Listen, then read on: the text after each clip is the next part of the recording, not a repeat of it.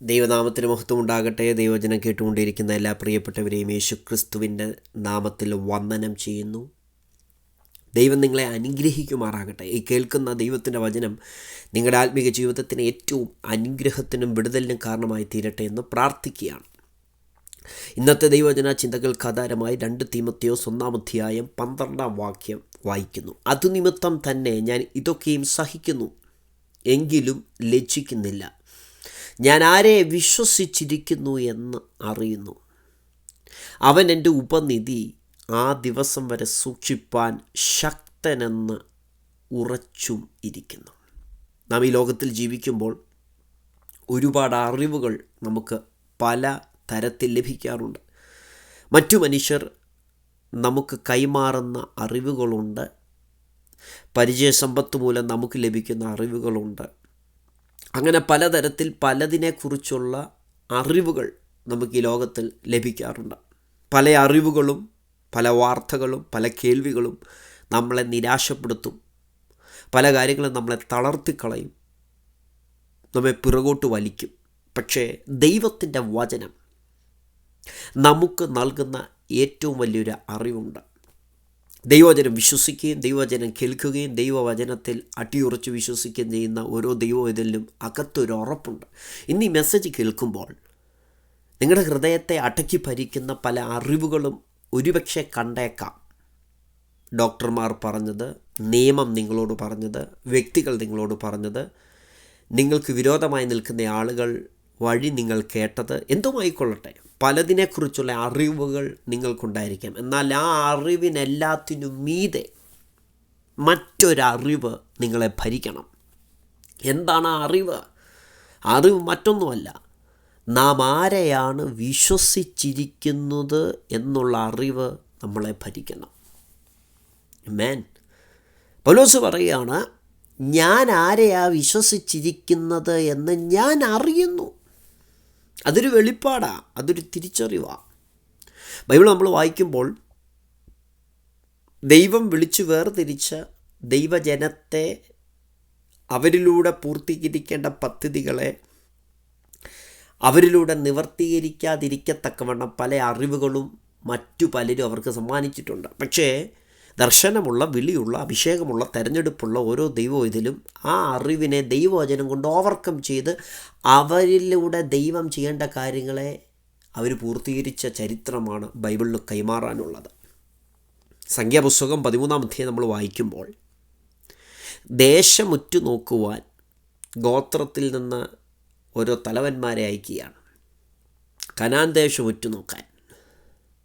എന്നാൽ ആ കനാൻ ദേശത്തിലെ ഫലങ്ങൾ കൊണ്ടുവന്നിട്ട് 13 27 തൊട്ട് 33 വരെയുള്ള ഭാഗങ്ങളൊക്കെ വായിക്കുമ്പോൾ ആ ദേശത്തിലെ ആളുകളെക്കുറിച്ചുള്ള കാര്യങ്ങൾ 10 പേരും വന്ന് പുകഴ്ത്തി പറയുക.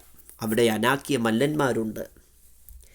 ആ ദേശത്ത് പാർക്കുന്ന ജനങ്ങൾ ബലവാന്മാരാണ്. പട്ടണങ്ങൾ ഏറ്റവും ഉറപ്പുള്ളതാണ്, വലിപ്പമുള്ളതാണ്. അനാക്കിൻ്റെ പുത്രന്മാരെ ഞങ്ങളിവിടെ കണ്ടു. അമാലേക്കർ തെക്കേ ദേശത്ത് പാർക്കുന്നു. ഹിദ്യരുണ്ട്, എബൂസ്യരുണ്ട്, അമ്മോന്യരുണ്ട്. പർവ്വതങ്ങളിൽ അവരൊക്കെ പാർക്കുകയാണ്.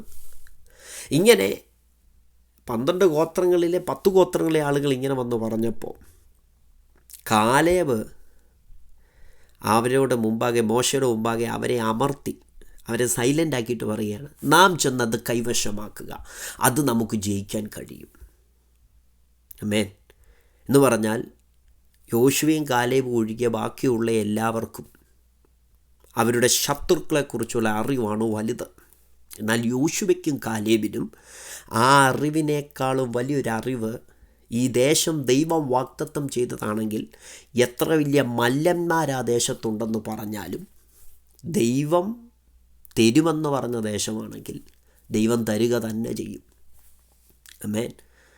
എബേസ് എന്ന് പറയുന്ന മനുഷ്യനെക്കുറിച്ച് ദിനവൃത്താന്ത പുസ്തകത്തിൽ നമുക്ക് വായിക്കാൻ കഴിയും.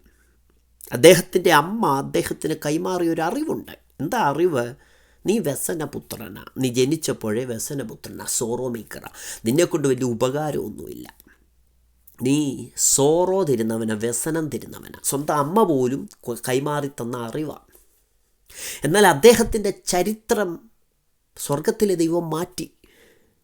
അദ്ദേഹത്തെക്കുറിച്ച് 4-ാം അധ്യായത്തിൽ എഴുതി തുടങ്ങുന്നത് ഇങ്ങനെ: എബേസ് തൻ്റെ സഹോദരന്മാരെക്കാളും മാന്യനായിരുന്നു. വ്യസനപുത്രൻ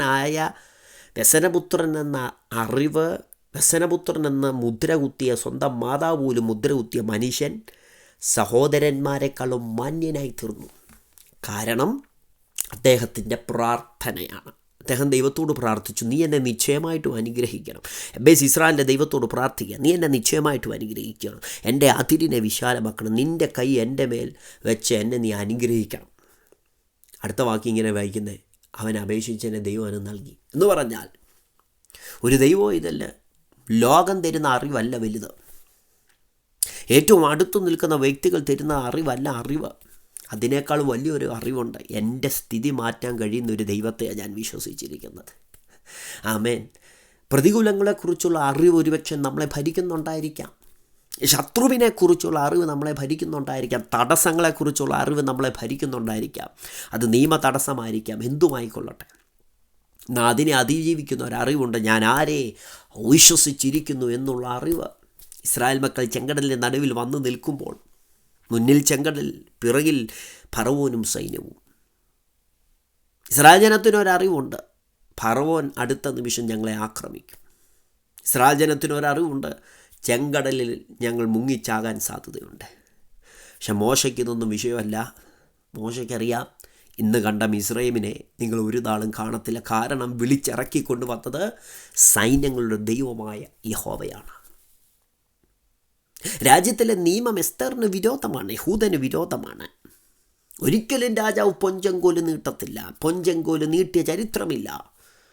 പക്ഷേ എസ്തറിനൊരു കാര്യം അറിയാം, നിയമം എനിക്ക് വിരോധമായിരിക്കും, പക്ഷേ 3 ദിവസം ഉപവസിച്ച് പ്രാർത്ഥിച്ച് നിയമപ്രകാരമല്ലെങ്കിലും ഞാൻ രാജാവിൻ്റെ സന്നിധിയിൽ ചെല്ലും. ആമേൻ. രാജ്യത്തിലെ നിയമത്തെ പോലും മാറ്റാൻ കഴിവുള്ള ഒരുവനോടാണ് ഞാൻ പ്രാർത്ഥിച്ചിരിക്കുന്നത്. എസ്തറിൻ്റെ പുസ്തകം നമ്മൾ വായിക്കുമ്പോൾ 4-ാം അധ്യായമൊക്കെ വായിക്കുമ്പോൾ, 5-ാം അധ്യായമൊക്കെ വായിക്കുമ്പോൾ, നിയമപ്രകാരമല്ലെങ്കിലും ചെന്ന എസ്തേറിന് നേരെ ഒരിക്കലും നീട്ടത്തില്ലെന്ന് പറഞ്ഞ ചെങ്കോല് സ്വർഗത്തിലെ ദൈവം നീട്ടി. എന്താ പ്രിയരേ ഇതിൻ്റെ അർത്ഥം? പല അറിവുകളും ഒരുപക്ഷെ ഇനി മെസ്സേജ് കേൾക്കുമ്പോൾ നിങ്ങളുടെ ഹൃദയത്തിനകത്ത് നിറഞ്ഞു നിൽക്കുന്നുണ്ടെങ്കിലും പൗലോസ് പറഞ്ഞ പോലെ പറയാവോ, ഞാൻ ആരെ വിശ്വസിച്ചിരിക്കുന്നു എന്ന് ഞാൻ അറിയുന്നു. മുന്നിൽ മുഴുവൻ പ്രതിസന്ധികളാണ്, കേൾക്കുന്നത് മൊത്തം നെഗറ്റീവായ വാർത്തകളാണ്, ഒരു സാധ്യതയും മുന്നിൽ ഞാൻ കാണുന്നില്ല. പക്ഷേ ഞാൻ ആരെ വിശ്വസിച്ചിരിക്കുന്നു എന്ന് ഞാൻ അറിയുന്നു.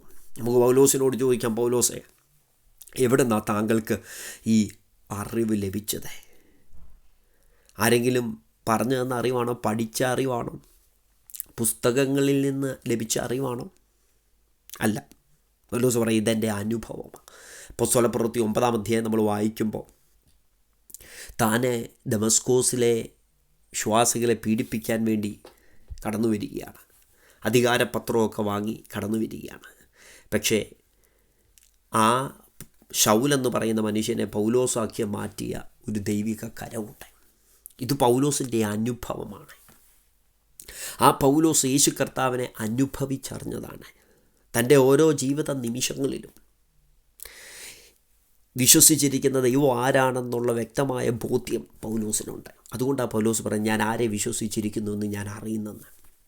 അപ്പോസ്തലപ്രവൃത്തി 9-ാം അധ്യായം നമ്മൾ വായിക്കുമ്പോൾ, അവിടെ താൻ പീഡിപ്പിച്ച അതേ സഭയിൽ വന്ന ദൈവവചനം പറയുമ്പോൾ അവിടെയുള്ള ആളുകൾ പൗലോസിനെ അംഗീകരിക്കാതിരുന്നു. എന്നാൽ ഇതേ പൗലോസ് തന്നെ അവിടെ എഴുതി വെച്ചിരിക്കുന്നത് പൗലോസിനെക്കുറിച്ച്, പൗലോസോ മേൽക്കുമേൽ ശക്തി പ്രാപിച്ചെന്ന്. കാരണം തന്നെ നിരുത്സാഹപ്പെടുത്തുവാൻ, തൻ്റെ മേലുള്ള ദൈവത്തിൻ്റെ വിളി ഇല്ലാതാക്കുവാൻ പലവിധമാകുന്ന ഫാക്ടേഴ്സ് അവിടെ ഉണ്ടായിരുന്നപ്പോഴും പൗലോസ് പറയും, എന്നെ ജനനം മുതൽ വേർതിരിച്ച ഒരു ദൈവമുണ്ട്. പ്രിയമുള്ളവരെ, എന്നെയും നിങ്ങളെയും ജനനം മുതൽ വേർതിരിച്ച ഒരു ദൈവമുണ്ട് കേട്ടോ. മനുഷ്യനല്ല വേർതിരിച്ചത്, സംഘടനകളല്ല വേർതിരിച്ചത്, ഈ ഉലകത്തെ സൃഷ്ടിച്ച സർവശക്തനായ ദൈവം നമ്മെ വേർതിരിച്ചിരിക്കുക. എത്ര പേര് വിശ്വസിക്കുന്നുണ്ട്? ഇതൊരു വെളിപ്പാട് നമ്മളെ ഭരിക്കണം. ഗലാത്യലേഖനം 1:15 പറയുന്നു, എൻ്റെ ജനനം മുതൽ എന്നെ വേർതിരിച്ച ഒരു ദൈവം, വേർതിരിച്ച ദൈവം, സെപ്പറേറ്റ് ചെയ്ത് ജനനം തൊട്ട് നിന്നെ വേർതിരിച്ചതാണ്. വീണ്ടും വെളിപ്പാട് കൂടിയപ്പോൾ എഫേസ്യ ലേഖനം 1-ാം അധ്യായം 4-ാം വാക്യത്തിൽ പൗലോസ് പറയുക, അവൻ ലോകസ്ഥാപനത്തിനു മുമ്പ് നമ്മെ അവനിൽ തിരഞ്ഞെടുത്തതാണ്. ആമേൻ, ഹല്ലേലൂയ. പൗലോസ് പറയും, ഇത് പഠിച്ചു കിട്ടിയ അറിവല്ല, ഇതെൻ്റെ അനുഭവമാണ്. ഞാൻ ആരെയാണ് വിശ്വസിച്ചിരിക്കുന്നത്? എൻ്റെ അമ്മയുടെ ഉദരത്തിൽ ഉരുവാകുന്നതിന് മുമ്പേ, ലോക സ്ഥാപനത്തിന് മുമ്പേ എന്നെ തിരഞ്ഞെടുത്തിരിക്കുന്ന ഒരു ദൈവമുണ്ട്. ആ ദൈവം വിശ്വസ്തനാണ്. അവൻ വിശ്വസ്തനാണെന്നുള്ള അറിവ് എന്നെ ഭരിക്കുന്നുണ്ട്. ഞാൻ വിശ്വസിച്ചിരിക്കുന്നത് ആരെയാണെന്ന് എനിക്ക് നല്ല ഉറപ്പുണ്ട്. ഈ ദിവസങ്ങളിൽ നമ്മൾ ആരെയാണ് വിശ്വസിച്ചിരിക്കുന്നത് എന്നുള്ള ഒരു ഉറപ്പ് നമ്മെ ഭരിക്കണം. ആ കുറിവാക്യത്തിലേക്ക് ഞാൻ മടങ്ങി വരിക. 2 തിമോഥെയോസ് 1:12. ഞാൻ ആരെ വിശ്വസിച്ചിരിക്കുന്നു എന്ന് ഞാൻ അറിയുന്നു. ആരെയാണ് വിശ്വസിച്ചിരിക്കുന്നതെന്ന് അറിയുന്നു. നിരാശ വരുമ്പോൾ പറയണം, ഞാൻ ആരെയാണ് വിശ്വസിച്ചിരിക്കുന്നത് ഞാൻ അറിയുന്നു. എന്നെ ലോകസ്ഥാപനത്തിന് മുമ്പ് തിരഞ്ഞെടുത്തിരിക്കുന്ന എൻ്റെ ദൈവത്തിലാണ് ഞാൻ വിശ്വസിച്ചത്. നിൻ്റെ ജീവിതത്തിൽ ഒരു ഉദ്ധാരണം ഉണ്ടാകത്തില്ല. നീ ഒതുങ്ങിപ്പോകുമെന്നും നീ തകർന്നു പോകുമെന്നും നിൻ്റെ കുടുംബം നശിക്കുമെന്നും ലോകം വിധി എഴുതുമ്പോൾ വിളിച്ചു പറയണം, ഞാൻ ആരെയാണ് വിശ്വസിച്ചിരിക്കുന്നതെന്ന് ഞാൻ അറിയുന്നു. അടുത്ത നിമിഷം എൻ്റെ ജീവിതത്തിൽ എന്താ സംഭവിക്കുന്നതെന്ന് ഞാൻ അറിയുന്നില്ല. പക്ഷെ ഒരു കാര്യം എനിക്കറിയാം, ഞാൻ ആരെയാണ് വിശ്വസിച്ചിരിക്കുന്നതെന്ന് ഞാൻ അറിയുന്നു. എന്നിട്ട് അടുത്ത് പറയുക, അവൻ എൻ്റെ ഉപനിധി ആ ദിവസം വരെ സൂക്ഷിപ്പാൻ ശക്തൻ എന്ന് ഉറച്ചുമിരിക്കുന്നെന്ന്. എന്താ അതിൻ്റെ അർത്ഥം? ഇംഗ്ലീഷ് വായിക്കുന്ന ഇങ്ങനെ, I know hmm I have believed and I am convinced that he is able to guard until that day what has been entrusted to me. അതായത് എന്നിൽ നിക്ഷേപിച്ചിരിക്കുന്ന, ഞാൻ വിശ്വസ്തനെന്ന് ദൈവം എന്നെ എണ്ണി എന്നിൽ തന്നിരിക്കുന്ന കാര്യത്തെ ക്രിസ്തുയേശുവിൻ്റെ അവസാനത്തെ ആ നാൾ വരെ, ആ ദിവസം വരെ അതിനെ സൂക്ഷിപ്പാൻ ദൈവം ശക്തനാണെന്ന്. പൗലോസ് എന്ന എന്നിലൂടെ എന്തൊക്കെ കാര്യങ്ങൾ ചെയ്തെടുക്കണമെന്ന് സ്വർഗത്തിലെ ദൈവം നിശ്ചയിച്ചിട്ടുണ്ടോ ആ കാര്യങ്ങളെല്ലാം ചെയ്തു തീർക്കാൻ എന്നെ വിളിച്ച ദൈവം ശക്തനാണെന്ന് ഞാൻ ഉറച്ചിരിക്കും. ഈ ദിവസങ്ങളിൽ നമ്മുടെ അകത്തൊരുറപ്പുണ്ടായിരിക്കണം. ദൈവം എന്തെങ്കിലും നിങ്ങളിൽ നിക്ഷേപിച്ചിട്ടുണ്ടോ? എന്തെങ്കിലും ഉപനിധി നിങ്ങളിൽ തന്നിട്ടുണ്ടോ? നിങ്ങളെ വിശ്വസ്തനെന്ന് എണ്ണിയിട്ട് ദൈവം എന്തെങ്കിലും കൈമാറിയിട്ടുണ്ടോ? ഉറപ്പ് ഞാൻ പറയാം, ആ ദിവസം വരെ സൂക്ഷിപ്പാൻ യേശു ശക്തനെന്ന് ഉറയ്ക്കണം കേട്ടോ. ബൈബിളിൽ ഉറപ്പോടെ നിന്നൊരു മനുഷ്യനുണ്ട്. തൻ്റെ ഹൃദയത്തിനകത്ത് ഒരുറപ്പ് ഭരിച്ചൊരു മനുഷ്യനുണ്ട്. അത് അബ്രഹാമാണ്.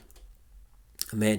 നമ്മൾ റോമാലേഖനമൊക്കെ വായിക്കുമ്പോൾ 4-ാം അധ്യായത്തിൻ്റെ 17, 19, 20, 21 വാക്യങ്ങൾ വായിക്കുന്നത് ഇങ്ങനെയാണ്: മരിച്ചവരെ ജീവിപ്പിക്കുകയും ഇല്ലാത്തതിനെ ഉള്ളതുപോലെ വിളിക്കുകയും ചെയ്യുന്നവനായി താൻ വിശ്വസിച്ച ദൈവത്തിൻ്റെ ദൃഷ്ടിയിൽ അവൻ നമുക്കെല്ലാവർക്കും പിതാവാകേണ്ടതിന് ഞാൻ നിന്നെ ബഹുജാതികൾക്ക് പിതാവാക്കി വെച്ചു എന്ന് എഴുതിയിരിക്കുന്നുവല്ലോ. 19-ാം വാക്യം.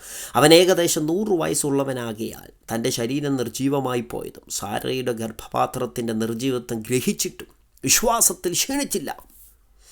ദൈവത്തിൻ്റെ വാഗ്ദത്തത്തിങ്കൽ അവിശ്വാസത്തിൽ സംശയിക്കാതെ വിശ്വാസത്തിൽ ശക്തിപ്പെട്ടെ ദൈവത്തിന് മഹത്വം കൊടുത്തു. അടുത്തത്, അവൻ വാഗ്ദത്തം ചെയ്തത് പ്രവർത്തിപ്പാൻ ശക്തനെന്ന് പൂർണ്ണമായി ഉറച്ചു. അബ്രഹാമിനെ കുറിച്ച് അവൻ വാഗ്ദത്തം ചെയ്തത് പ്രവർത്തിപ്പാൻ ശക്തനെന്ന് പൂർണ്ണമായിട്ട് ഉറച്ചെന്ന്. എന്നെ കേൾക്കുന്ന പ്രിയരെ, ഒരുറപ്പ് നമ്മളെ ഭരിക്കണം. വാഗ്ദത്തം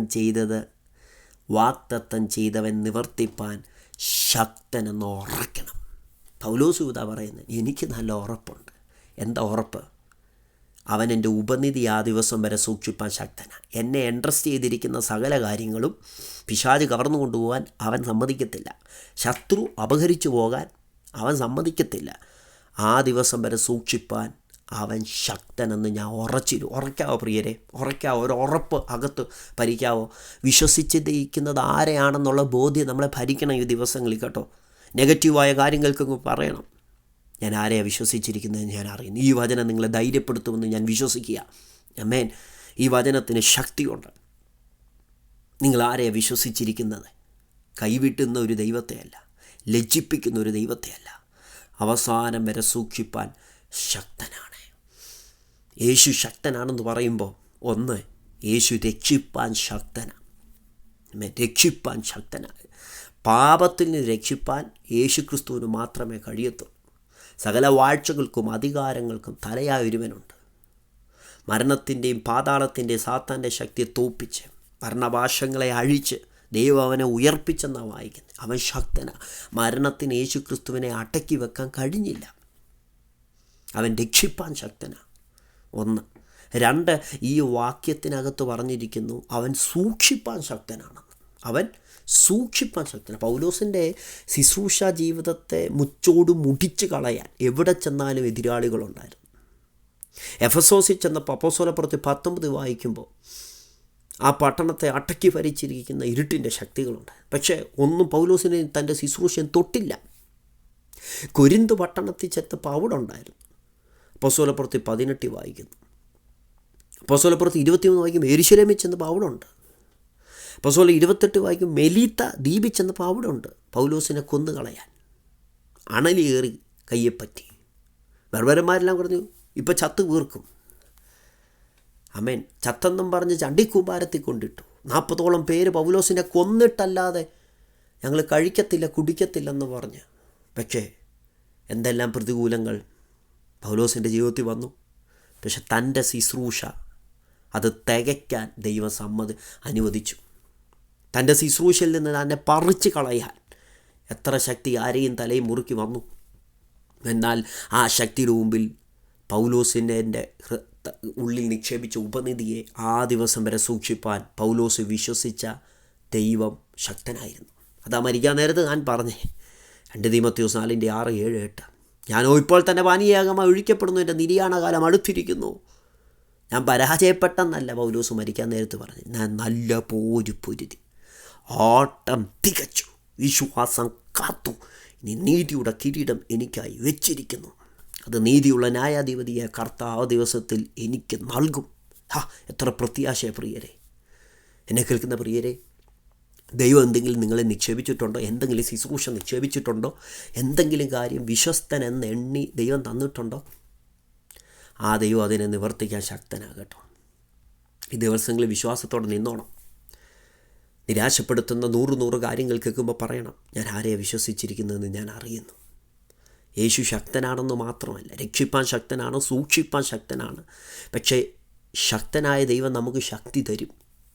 അതാ ഫിലിപ്പ് ലേഖനത്തിൽ പറഞ്ഞ്, എന്നെ ശക്തനാക്കുന്നവൻ മുഖാന്തിരം ഞാൻ സകലത്തിലും മതിയായവൻ. ആമേൻ. 1 തീമോഥെയോസ് 1:12 പൗലോസ് പറഞ്ഞു, എനിക്ക് ശക്തി നൽകിയ ദൈവമെന്ന്. എനിക്ക് ശക്തി നൽകിയ ദൈവം. 1 തീമോഥെയോസ് 1:13 വാക്യത്തിൽ പറയും, മുമ്പേ ഞാൻ ദൂഷകനും ഉപദ്രവിയും നിഷ്ഠൂരനുമായിരുന്നെങ്കിലും അവിശ്വാസത്താൽ അറിയാതെ ചെയ്തതായതുകൊണ്ട് എനിക്ക് കരുണ ലഭിച്ചെന്ന്. അത് താൻ പറയുമ്പോൾ അതിൻ്റെ 12 വാക്യത്തിൽ ഇത് പറഞ്ഞിട്ട്, തൻ്റെ ഇന്നത്തെ അവസ്ഥ പറഞ്ഞിട്ട് 12 വാക്യത്തിൽ താൻ പറയുന്നൊരു കാര്യമുണ്ട്. എന്താണെന്നറിയാമോ? എനിക്ക് ശക്തി നൽകിയ ക്രിസ്തു യേശു എന്ന നമ്മുടെ കർത്താവ് എന്നെ വിശ്വസ്തനെന്ന് എണ്ണി ശുശ്രൂഷയ്ക്കാക്കിക്കൊണ്ട് ഞാൻ അവനെ സ്തുതിക്കുന്നെന്ന്. അവൻ വിശ്വസ്തനാ. എൻ്റെ യേശു വിശ്വസ്തനാ. പ്രിയമുള്ളവരെ, നമ്മൾ പലപ്പോഴും അവിശ്വസ്തരായി തീർന്നപ്പോൾ വിശ്വസ്തനായി നമ്മുടെ കൂടെ ഇരുന്നൊരു ദൈവമുണ്ട് കേട്ടോ. ആ ദൈവത്തെ നമ്മൾ വിശ്വസിച്ചിരിക്കുന്നത്. പൗലോസിനെ ശക്തീകരിച്ച ദൈവം നിങ്ങളെ ശക്തീകരിക്കാൻ ദൈവം ശക്തനാ. യേശു ശക്തനാ. ആമേൻ. പലരും ഭയപ്പെടുകയാണ്, കർത്താവിൻ്റെ വരവ് ഞാൻ കൈവിടപ്പെട്ടു പോകുമോ? എൻ്റെ പ്രാർത്ഥനാ ജീവിതം, ഈ ഒരു പ്രാർത്ഥനാ ജീവിതം വെച്ച് കർത്താവ് എന്നെ സ്വീകരിക്കുമോ? ഭയപ്പെടണ്ട. നിന്നെ വിളിച്ച ദൈവം വിശ്വസ്തനാണ്. ആമേൻ. കൈവിടപ്പെട്ടു പോകാൻ ദൈവം സമ്മതിക്കത്തില്ല. ഉറക്കെ, വിശ്വാസത്തിൽ ഉറക്കെ, വിശുദ്ധിയോടെ നിൽക്കുന്ന, പ്രാർത്ഥനയിൽ നിൽക്കുന്ന, വചനത്തിലിറക്കുന്ന ഒരു ദൈവത്തിൻ്റെ പൈതലിനെ കൈവിടാൻ ദൈവം സമ്മതിക്കത്തില്ല. നമുക്കൊരു ഉറപ്പുണ്ട്. ഞാൻ ആരെ വിശ്വസിച്ചിരിക്കുന്നത്? ഈ ലോകത്തിൽ പട്ടുപോകാനല്ല ദൈവം എന്നെ വിളിച്ചത്. ഞാൻ ആരെ വിശ്വസിച്ചിരിക്കുന്നു ഞാൻ അറിയുന്നു. അവൻ എൻ്റെ ഉപനിധി ആ ദിവസം വരെ സൂക്ഷിപ്പാൻ ശക്തനെന്ന് ഉറച്ചുമിരിക്കുന്നു. ഈ മെസ്സേജ് കേൾക്കുന്നവരെ ഉറക്കെ. ഫിലിപ്പ് ലേഖനം 1:4 താൻ പറയുന്നു, നിങ്ങളിൽ നല്ല പ്രവൃത്തിയെ ആരംഭിച്ചവൻ യേശുക്രിസ്തുവിൻ്റെ നാളോളം അതിനെ തികയ്ക്കുമെന്ന് ഉറപ്പായി വിശ്വസിച്ചിരിക്കുന്നു. ആരംഭിച്ചത് നല്ല പ്രവൃത്തി? നല്ല പ്രവൃത്തി ആരംഭിച്ച ദൈവമാണ്. ആരംഭിച്ചവൻ അതിനെ തികയ്ക്കാനും വിശ്വസ്തനാണ്. കാരണം ആൽഫയും ഒമേഗയുമാണ് നമ്മുടെ കർത്താവ്. ആദ്യനും അന്ത്യനുമാണ്. തുടക്കവും ഒടുക്കവും അവനാണ്. ആരംഭിച്ചവന് തികയ്ക്കാൻ അറിയാം കേട്ടോ. ആമേൻ. വിശ്വാസത്തിൻ്റെ നായകനും പൂർത്തി വരുത്തുന്നവനും ആ കർത്താവ്. യേശുവിനെ നോക്ക്. നീ വിശ്വസിക്കുന്ന ദൈവം പൂർത്തീകരണം വരുത്തുന്ന ദൈവമാണ്, തികയ്ക്കുന്ന ദൈവമാണ്. യൂദയുടെ ലേഖനം 24 വാക്യത്തിൽ വായിക്കുക. വീഴാതെ വണ്ണം നിങ്ങളെ സൂക്ഷിച്ച് തൻ്റെ മഹിമാസന്നിധിയിൽ കളങ്കമില്ലാത്തവരായി ആനന്ദത്തോടെ നിർത്തുവാൻ ശക്തിയുള്ളവൻ. വീണുപോകാൻ ദൈവം സമ്മതിക്കത്തില്ല. പട്ടുപോയവരുടെ, വീണുപോയവരുടെ, തകർന്നു പോയവരുടെ നീണ്ട പട്ടിക നിരത്തിയാലും ഞാൻ വിശ്വസിക്കുന്നു, വീഴാതെ വണ്ണം എന്നെ സൂക്ഷിച്ച് മഹിമാസന്നിധിയിൽ കളങ്കമില്ലാതെ ആനന്ദത്തോടെ നിർത്തുന്നൊരു ദൈവമുണ്ട്. 1 കൊരിന്ത്യർ 1:8-9 വാക്യങ്ങൾ ഇങ്ങനെ വായിക്കുന്നത്. ഈ വാക്യങ്ങളെല്ലാം നമ്മളെ വിശ്വാസത്തിൽ ഉറപ്പിക്കുന്ന വാക്യങ്ങൾ. അതാണ് ഞാൻ വായിക്കുന്നത്. 1 ഫിലിപ്പിയർ 1:4 വായിച്ചു, യൂദ 1:24, അതുപോലെ 1 കൊരിന്ത്യർ 1:8-9 വാക്യങ്ങൾ. എന്താ പറയുന്നത് അറിയാമോ? നമ്മുടെ കർത്താവായ യേശു ക്രിസ്തുവിൻ്റെ നാളിൽ കുറ്റമില്ലാത്തവരായിരിക്കേണ്ടതിന് അവൻ നിങ്ങളെ അവസാനത്തോളം ഉറപ്പിക്കും. തൻ്റെ പുത്രനും നമ്മുടെ രക്ഷിതാവും നമ്മുടെ കർത്താവായ യേശു ക്രിസ്തുവിൻ്റെ കൂട്ടായ്മയിലേക്ക് നിങ്ങൾ വിളിക്കുന്ന ദൈവം വിശ്വസ്തൻ. തൻ്റെ പുത്രനും നമ്മുടെ കർത്താവായ യേശു ക്രിസ്തുവിൻ്റെ കൂട്ടായ്മയിലേക്ക് നിങ്ങളെ വിളിച്ചിരിക്കുന്ന ദൈവം വിശ്വസ്തൻ. എത്രയും പവർഫുള്ളായ വാക്യമാണ്. 1 തെസ്സലോനിക്കർ 5:23-24. എന്താണെന്നറിയാമോ?